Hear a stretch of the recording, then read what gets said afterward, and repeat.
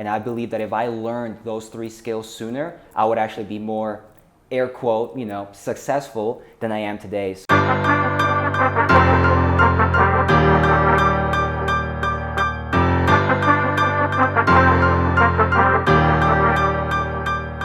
Welcome to the Partners Podcast, where you get exclusive behind-the-scenes access to entrepreneurs who are relentlessly building real, profitable companies. Join us as we ask them the hard questions so you can take away the mindset, strategy, and tactics that launch them to success. Welcome here, Rob. Good to have you. Thanks, Brendan. Appreciate you having me, brother. Yeah, this was super last minute, right? Absolutely, dude. When I hit you up yesterday and you're like, how about, at night? And then you're like, no, dude, how about tomorrow morning? And then here we are. It's in the afternoon. We made it happen. We made it happen, man. Dude, shout out to Brendan for making things happen. Yeah. It was a crazy story, though, just how you got here. There was a truck with like a huge load of bricks. It just fell over. Yeah, so I mean, kind of like the movies, you didn't think stuff like that would happen, but been here in Medellin for about 2 weeks. Things have been smooth, things have been nice, haven't really had any challenges or troubles with anything. And then on the way to Brendan so we can do this podcast, driving up the hill to an Uber, and all of a sudden, just like you see in the movies, with these blockages, these road blockages, all these bricks fell down from the truck, and there's cars piled up behind us, cars piled up ahead of us, and I'm like, dude, we're stuck. Like, how are we gonna go up? And of course, it's pouring, raining outside. We're at the bottom of the hill, so we're like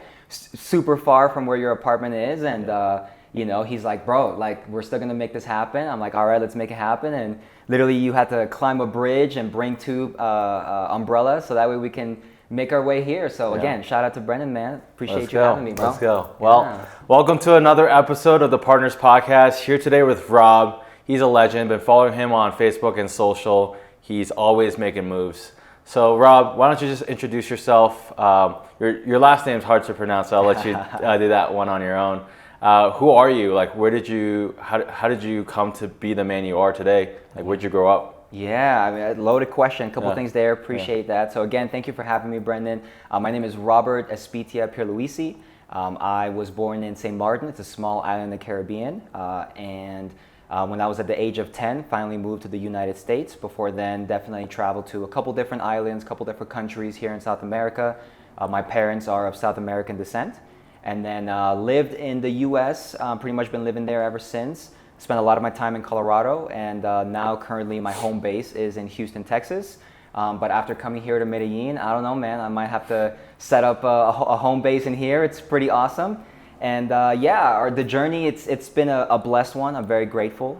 There's been a lot of things that has happened, and everything from the different types of career paths that I've chosen all the way to where I'm at now doing the media stuff that we have with the agency and with our education company as well. For sure. So you had pretty humble roots. What was your first job like, and what did you learn from that, and how did that help you propel your entrepreneurship journey? Yeah, I appreciate you asking that question. So my very first job was actually an internship. Funny enough, I know we were talking about this earlier. I was 15 years old, and I really wanted to get into the automotive industry at the time. Just through different challenges of my childhood, I didn't know exactly what I wanted to do. Moved around a lot, had different things with family, different challenges there. But I wanted to work, and my family always was a proponent of hard work. So much so that if I ever, and I say this in a good way, me and my parents, we laugh about this now, but if they ever wanted to punish me, one of the ways they would punish me is not letting me work, not letting me go to my job. But my very first job was actually an internship at a Grease Monkey, which is like a little oil change shop, very popular in the States. And I just really wanted to get into the industry, and I offered to work for free. And so I offered to work for free in a bunch of places, hoping that one of them would give me a job. Unfortunately, none of the places that I worked for free would give me a job, even though I was working harder than the people who were actually getting paid to be there. But through the grace of God, was able to get my first job as a sandwich artist at Subway. There you go. I still remember all of the recipes, so even to today, I can make a mean sandwich. That's awesome. So something you told me a little bit earlier about like the process of diagnosing a car was similar to how you approach business. Can you kind of put the connection there? Like, how did you how did that help you with business? Yeah, that's a great story. So growing up, as I said, I wanted to get into the automotive industry. I fell in love with cars for multiple different reasons, and that's kind of why I wanted to get into that industry. And I want to give a shout out to Mr. Wheaton. He was my automotive instructor at Doherty High School in Colorado. And people will come to him all the time, right? Like, hey, there's something wrong with my car doesn't start, or my car makes this weird noise, it has this weird smell, whatever, all these symptoms. And the line that he would always tell them is, well, roll the dice. Roll the dice is what he would say. And in his classroom, he had this multi-sided dice. It was this bigger, soft, multi-sided dice. And on each side, it had a different problem that could happen with a car. Spark plugs, low on fuel, you need a new fuel pump, a starter, whatever, all these different problems. And so people would come to him and they would say, hey, my car has this problem. And he would just say, roll the dice.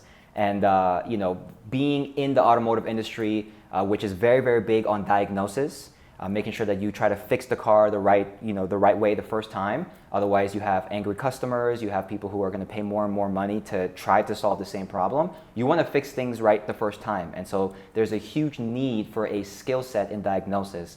Well, anywho, I very much credit the thought process that I have today about how we diagnose businesses, both on our agency side or even inside of our paid communities where we help other videographers scale their businesses. And depending on what problems they have, my client's not happy, or I'm not selling as much as I used to, or I don't know how to get my first client. Like, it's the same thing. You can just say, well, roll the dice.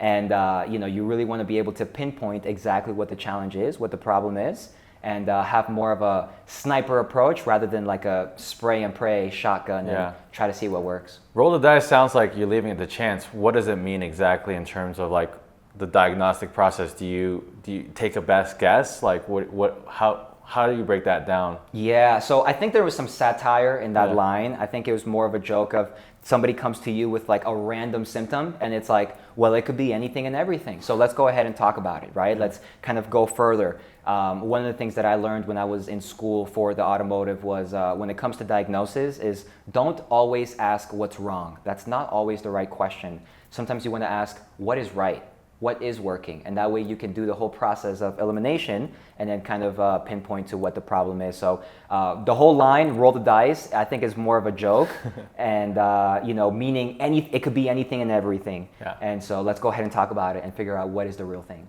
For sure, that's really cool. And I never really thought about that, but I had a background with a computer and phone repair business. Oh, really? For 5 years, we had over 700 5-star reviews. I had fixed probably record numbers of 100 plus phones in a week. Dude. Myself. I would be like the machine.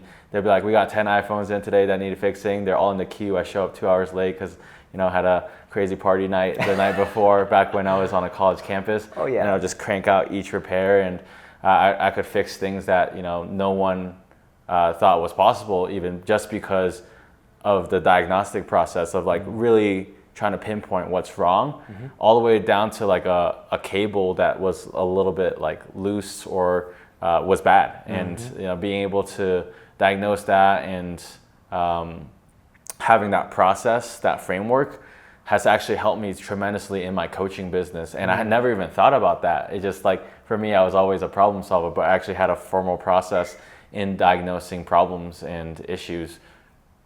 I think on in one busy year, we fixed maybe upwards of like 10,000 devices. It was crazy. Dang, that's a lot of volume. Yeah, for sure. Wow. So something that stood out to me about your journey is a lot of failures that you mentioned.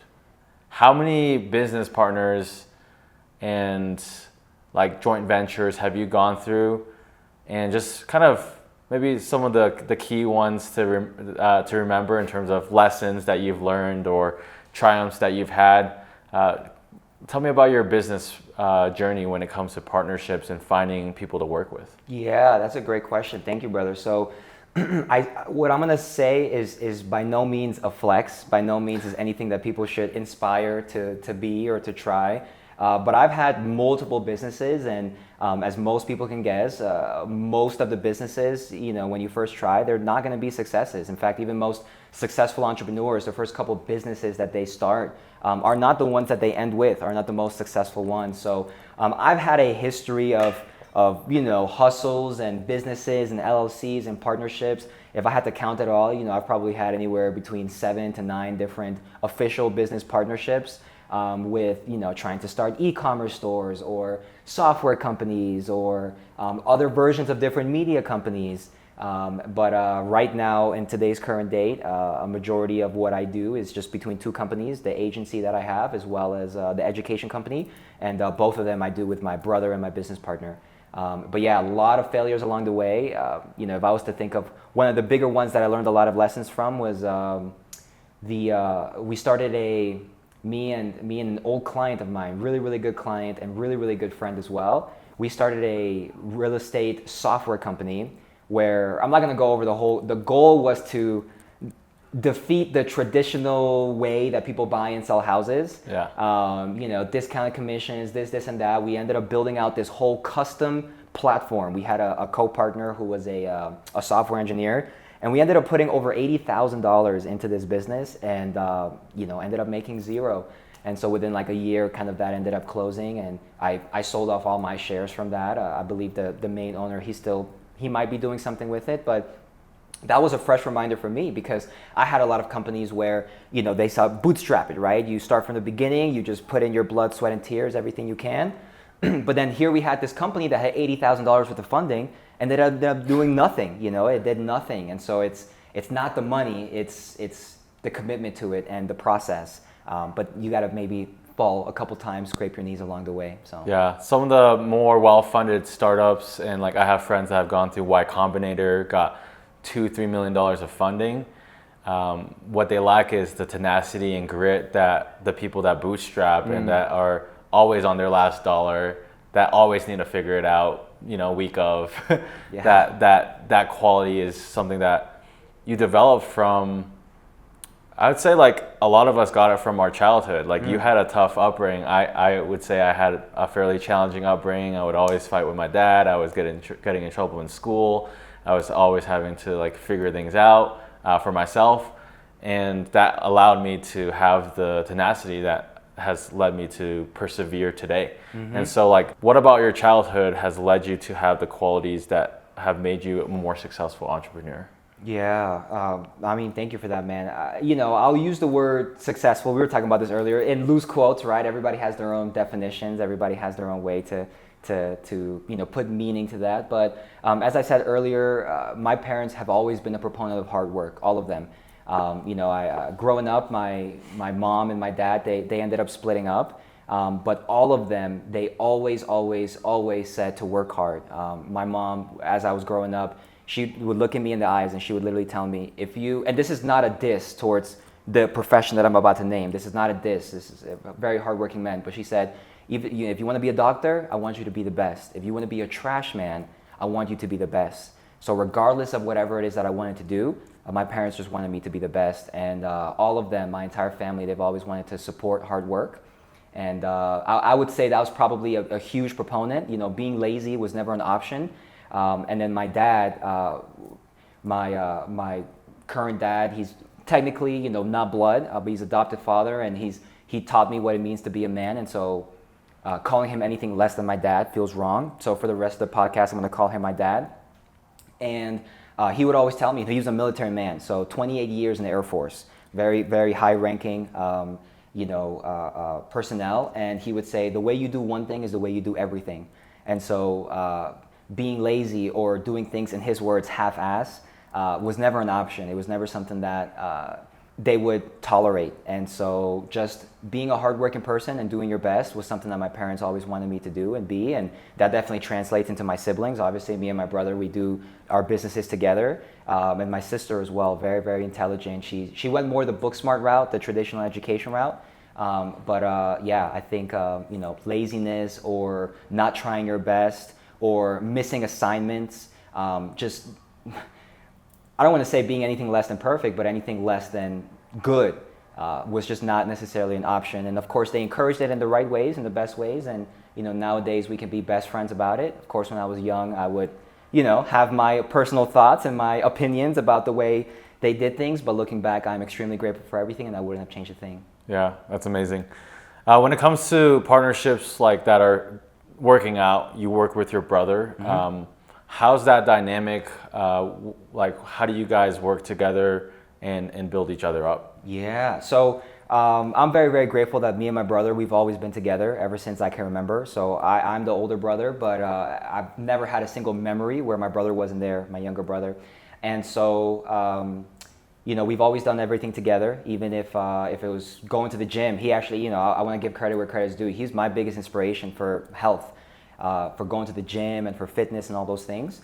But we've pretty much done everything together, and the way we work together is in a very competitive way, but I would say healthy competitive way, where we're always looking to see who can serve each other best, who can do the best, right? So if he closes a deal, I definitely don't feel bad about that. It makes me want to go close a deal.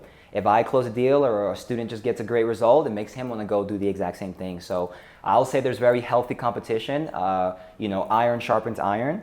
And we certainly don't let each other slack off into things that are important. That's awesome. When it comes to like any challenges, like I found like family has been sometimes like a challenge because there's an expectation and there's there's sometimes an excuse. Oh, that's my brother. I can get away with that. Like how is there anything like that affects your relationship where family is something that pulls away from it and that makes it a little bit harder, or has it only been the up and up, which it sounds like it's been pretty awesome working with your brother? Yeah, I mean, with anything there's challenges. Like I said, I wouldn't change a thing. I'm extremely grateful for absolutely everything that's happened. But growing up, family has always been very, very important for all of us. Our parents definitely taught us that there's nobody who's gonna help you like your family will. And of course, I have family that is non-blood, call them family, and family does cut deeper than blood at times. But that has always been the priority, and I believe for the rest of my life that will always be the priority. So much so, I know I was talking to you a little bit about before doing the media stuff. I used to sell real estate, and I was 21 years old, and at the peak of my career, I was selling 4 or 6 houses per month. It was awesome. Wow. You gave that up? I gave that up. Most people would be like, I'm making it. I'm all in. Yeah. But let me share with you, man. I mean, it was great. I was 21 years old. I bought my first Audi. All the girls that I knew, of course, they loved it, and it was great. And I would dress up nice for work, and I had the suits and I had everything, man. Little Ryan Serhan wannabe type thing beforehand, and it was working great for me. But I was working 7 days a week. There was no such thing as an off day, and I still remember this to this day.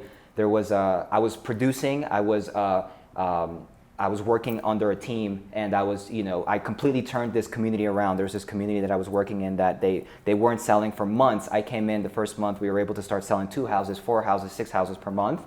And I remember asking my boss, my manager at the time, which is I have appreciation for her, but the only boss I can genuinely say I genuinely didn't like. And she probably didn't like me too much either.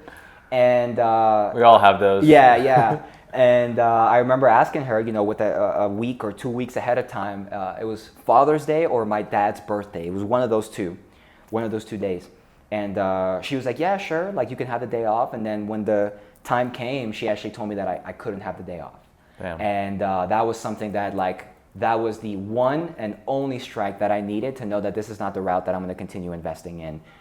There will not be a job, or there will not be something earthly here that will prevent me, at least God willing, to not be with my family if that is the thing that we want to do. So I remember that till that day. Of course, later that evening I was able to see my dad, but ever since that happened, the clock started turning. The sand started falling, and the countdown started.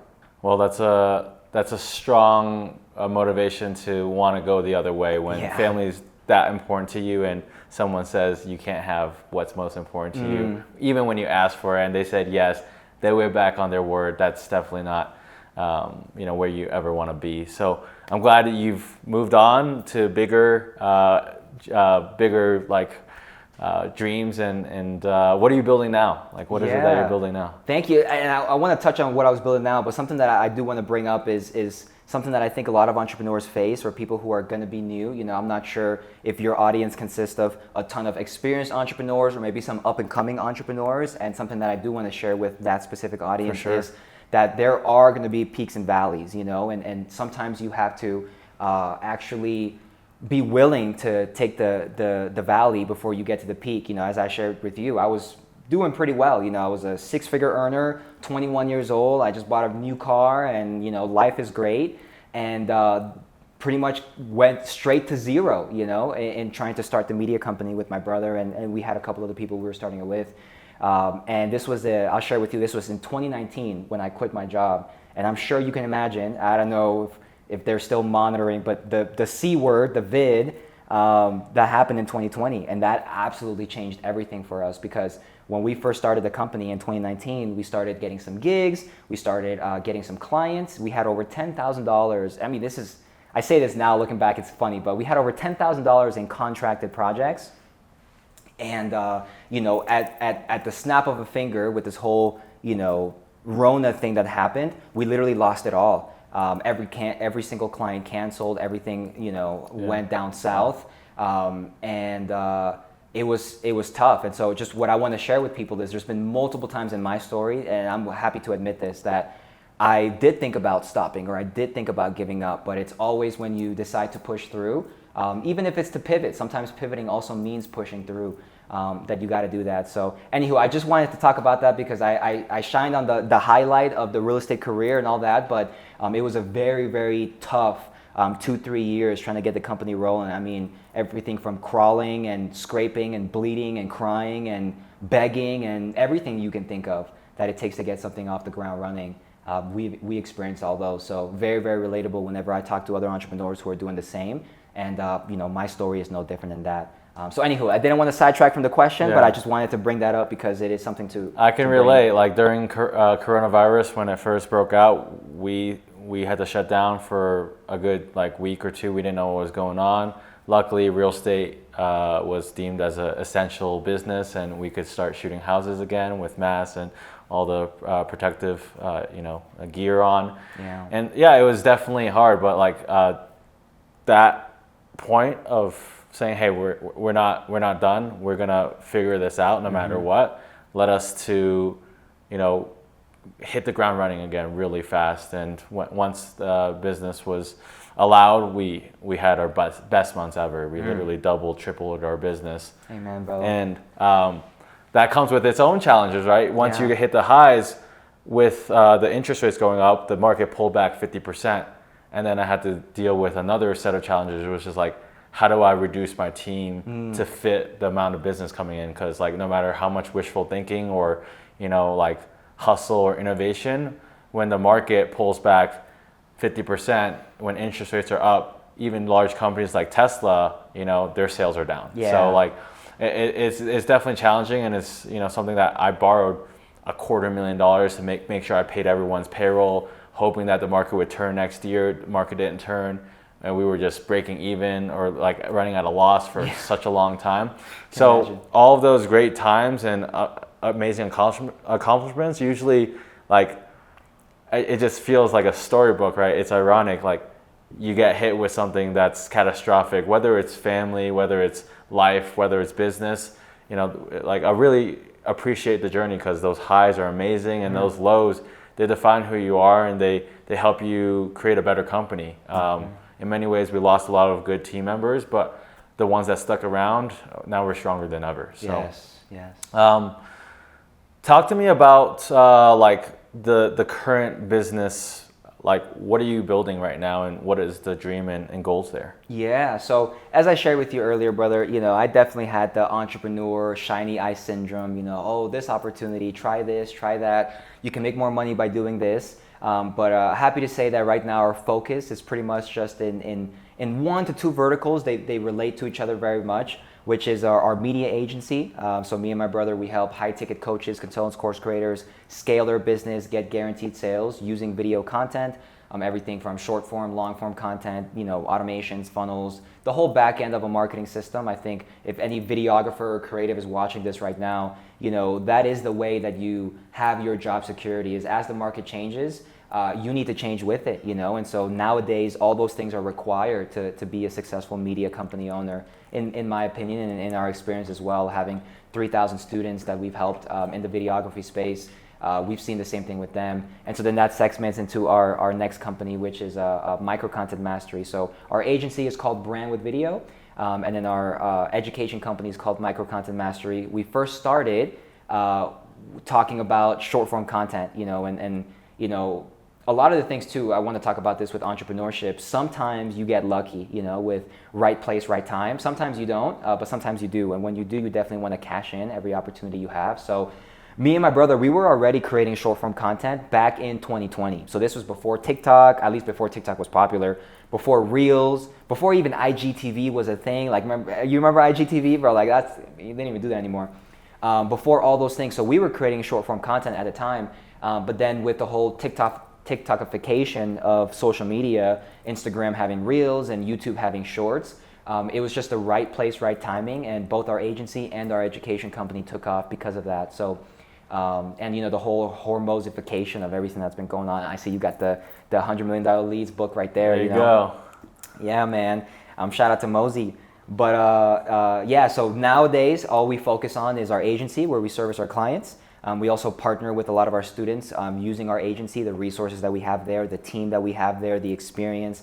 Very, very proud to say, and I want to give credit to my brother for this, our very first video editor that we hired, he is still with us today. So he's been with us for 5 years now, helping us grow the team, build the team. At the peak of our agency, we were at 15 full-time video editors, but of course we've scaled down since then.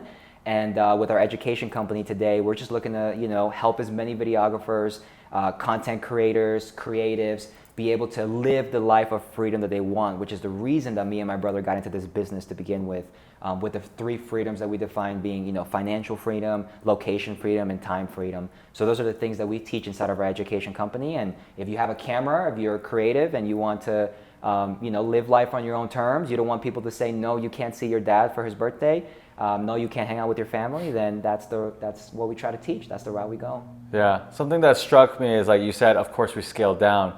Scaling up isn't always a good thing. Can you tell me about how you've pivoted, at least with this company? I know other companies you scale down completely. Like, let's just shut it down. That was a good run. But when do you choose to scale up and when do you choose to scale down? Like, what is your decision-making calculus behind that? Yeah, so I'm a big believer in growth. If you're not growing, you're dying, right? So you definitely have to always be moving forward in that direction. But we were very, very fortunate that we had the experience that we did by the time of this whole, like I said, TikTokification and Instagram Reels was a thing.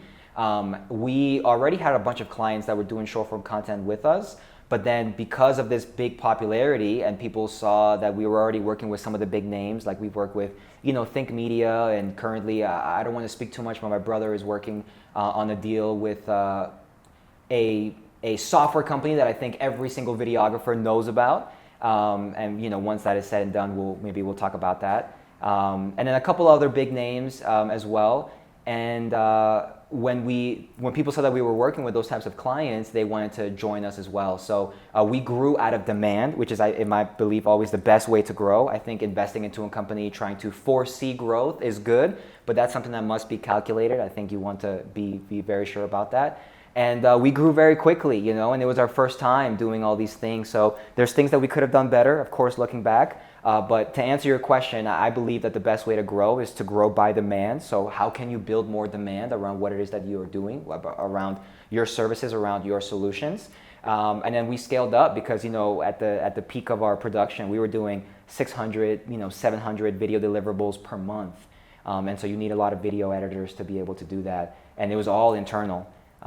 And so we scaled up since then, of course, gained more clients, lost some clients, and in the process also figured that it's not all about short form content. And that's when we started getting into long form content strategically, doing DM outreach, on behalf of clients, building conversations, and the whole process of turning strangers into paying clients. And so when we built that process out, we realized that it didn't require as much manpower, as much labor. However, something that I'm very, very grateful for is because of our community that we have with a bunch of other videographers, we were able to find a home for every single team member that was no longer with us. So we immediately were able to find them with one of our students, with one of our partners, with one of our clients, and all of the video editors that we had, they found a new home. Yeah, that's awesome when you have a community that's got each other's back. And That's like my favorite part about building a mastermind is like there's so many other ways that there can be alignment, whether it's like people transitioning from agency to agency, or just learning from each other's experiences. Can you tell me about like the dynamic right now between you and your students, and like how you stay a student as well? Yes, yes. So I'm glad you touched on that, because I say students, and very much so. I am a student of life. I am a student of the game. So every single day, I'm learning something new. I'm reading. I'm investing in mentorships and masterminds and courses. What we invest in comparison to what we charge, for example, is wildly different, and we do so purposefully. But I believe that, and I actually learned this from a mentor when I was working on cars. I was 18, 19 years old, and he told me, he said, sometimes the best way to learn is to teach. And sometimes when you teach, you actually learn more as well. Because I was the apprentice. I was always the youngest guy. I was always the smallest guy. You're taller than me, right? I was always, every area that I've been, every industry that I've been in, I was always the younger, newer guy and the hungry one. I wanted to learn. And so, there was always interesting whenever a new young guy, a new guy would come in, and I would be able to share with them what I've learned. And I realized that when I would teach that, I would have to actually be able to communicate it. I would have to be able to put it in a way that was easier to understand than maybe the way that it was taught to me. Yeah. So that's definitely been a goal for us. But as far as our relationship with our students, I may sound biased, but I believe we have the best students in the industry. They're crushing the most. We have all kinds of students, everyone from bankers who went viral and they got fired from their jobs, to videographers who used to be the main videographers for some of the biggest names that you see on YouTube in the marketing space currently right now. Out of respect, I won't name some of them, but we have some of the best students, and we just want to make sure that we're able to teach them everything that was required to be able to be successful, especially in this time in 2024, where just making videos is not enough. The bar gets higher and higher every year, and so we want to make sure that our community is able to match that. For sure, that's amazing. When it comes to having a young face, being that new guy, coming in, how have you been able to garner the respect and also the expert, like being seen as an expert when there's so many fake gurus out there that are, peddling like whatever they just learned from a course like right away? How do you actually stand your own and get the respect from, there's a lot of more senior players out there that maybe have a larger reputation. How do you keep that positioning strong? Yeah, thank you for that, bro. So what I'll share is, and me and my brother, we try to remind each other all the time, and I say this to all my students as well, I've never regretted playing the humble card.